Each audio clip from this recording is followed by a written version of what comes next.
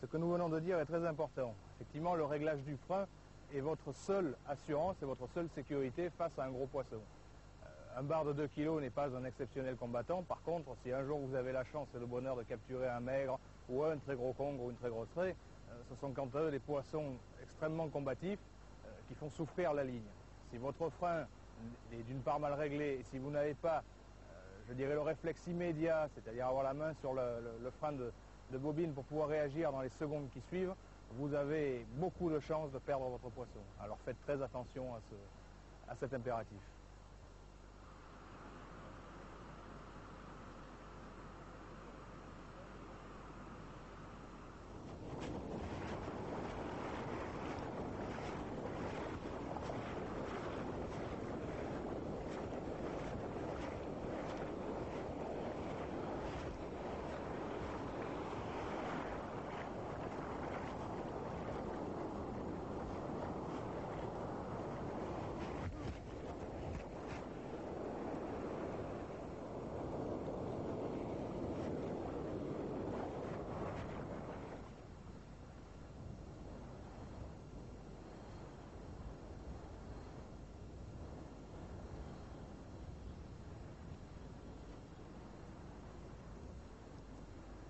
Alors Denis, maintenant on a lancé, je suppose que la position de la canne et la tension du fil sont extrêmement importants.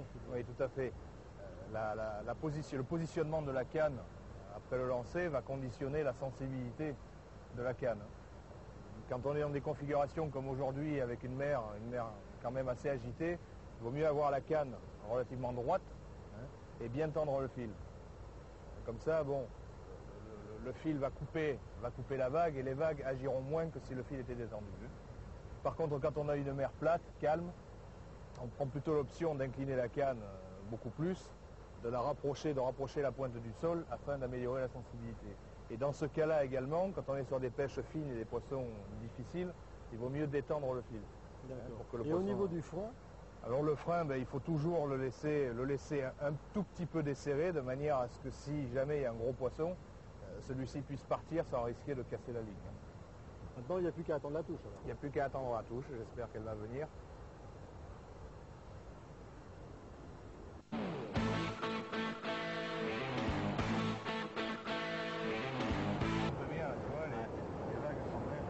Ah, Denis, une touche, non? Tu vois?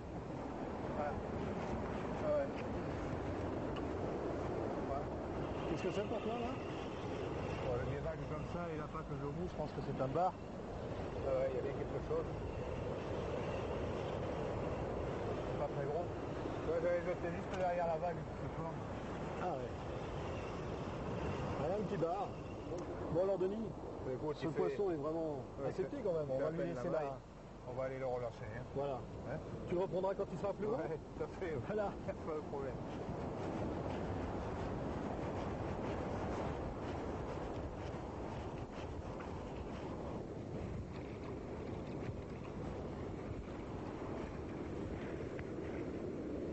J'oxygène un petit peu, qu'il puisse bien reprendre ses esprits.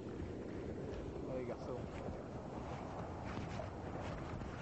C'est important de remettre les poissons qui ne font pas la maille? C'est pas important, c'est capital. Je veux dire, aujourd'hui où la plupart des pêcheurs se plaignent qu'il y a de moins en moins de poissons, je pense que bon, des poissons de cette taille qui sont des poissons très jeunes, puisqu'un bar de cette taille a à peine un peu plus de 2 ans, il y a assez de poissons dans l'eau pour pouvoir se permettre de les remettre à l'eau. La taille minimum pour prendre un bar? 36 cm. 36 cm, c'est déjà pas beaucoup. C'est pas très très gros. Bon, c'est pas très gros. C'est un poisson qui n'a pas frayé, il faut le savoir. Les poissons qui ont frayé ont généralement plus de 40 cm. On va essayer d'en prendre un autre? On va en prendre un plus gros. Allez, on y va.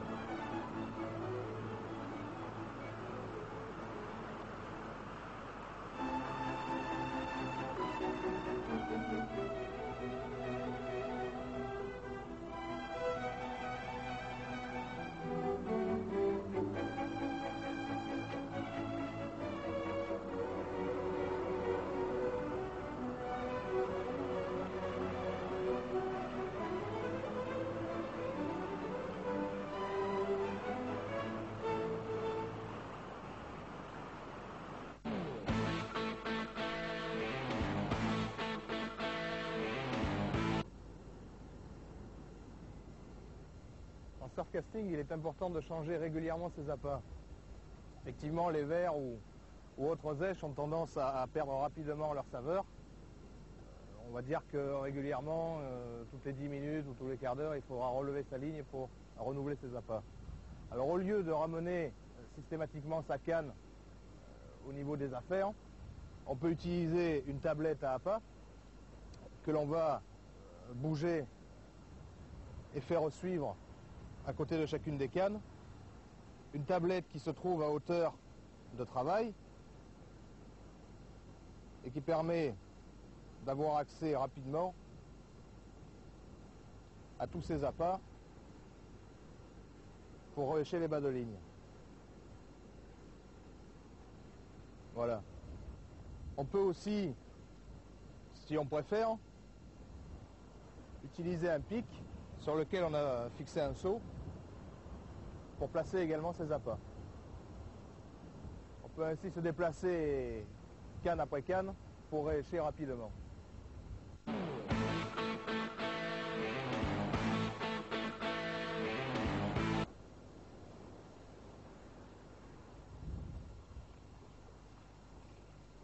Successivement, après plusieurs lancers, il arrive que les cannes de surf, que les emmanchements pivotent.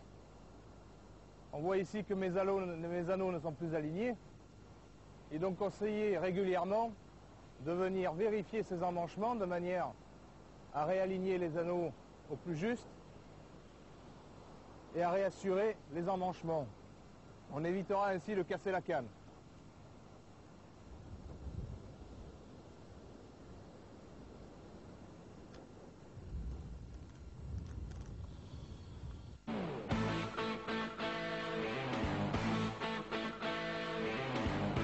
Petit conseil très important, au niveau de vos pics de soutien pour les cannes, veillez à toujours choisir un modèle qui possède un revêtement caoutchouc pour éviter de venir abîmer la peinture de votre canne ou le carbone, ou à défaut enrouler la tête de maintien supérieur avec une bande de caoutchouc.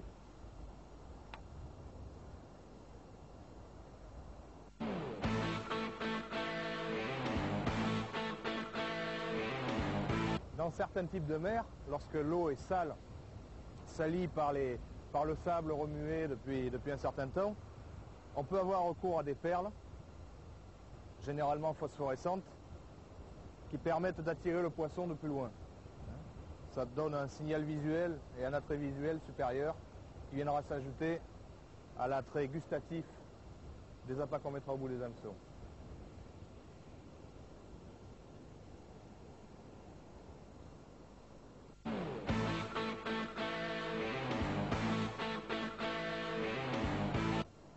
Même si nous n'avons pêché que 2 jours, le surcasting se pratique également la nuit. En effet, dès que le jour s'estompe, dès que la luminosité descend, le poisson a tendance généralement à se rapprocher du bord. On obtient donc souvent de très bons résultats en pêchant de nuit. Par contre, au niveau de l'indication des touches, étant donné que nous n'avons plus de lumière, on va utiliser des indicateurs de touches luminescents comme les starlight, les bâtonnets lumineux,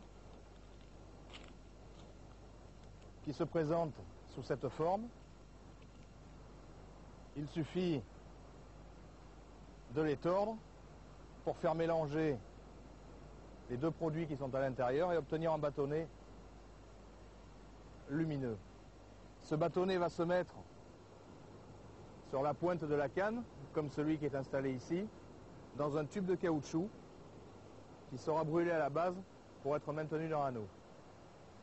Le deuxième système est un système à pile que nous voyons ici.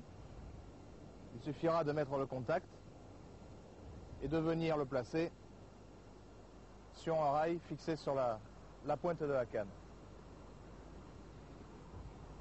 Ensuite, pour pouvoir évoluer normalement et sans aucun problème, l'accessoire indispensable du pêcheur en surf de nuit est la lampe de tête. C'est elle qui vous permettra de faire vos montages et d'écher vos appâts correctement.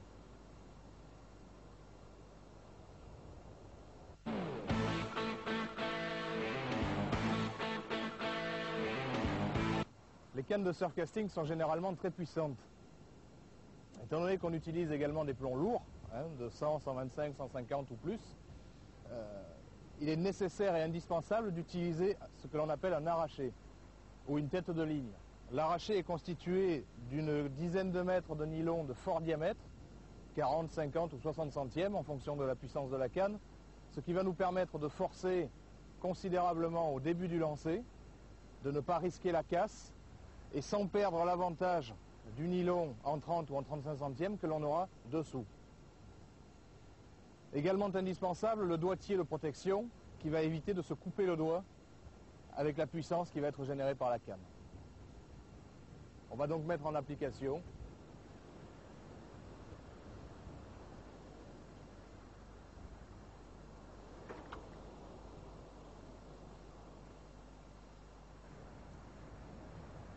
Alors vous savez tout ou à peu près sur le surfcasting, à vous maintenant d'en faire bon usage. Denis, je te remercie pour tous les renseignements que tu nous as donnés. C'était avec grand plaisir, puis je vous remercie aussi pour cet agréable week-end. On va peut-être aller nettoyer les poissons. Oui, on va enlever le sable. Et puis je te propose après d'aller les déguster ensemble. Ça c'est un plaisir qui ne se refuse pas.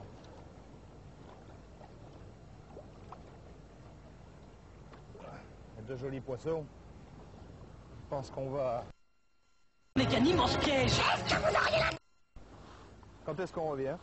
Ah, quand tu veux.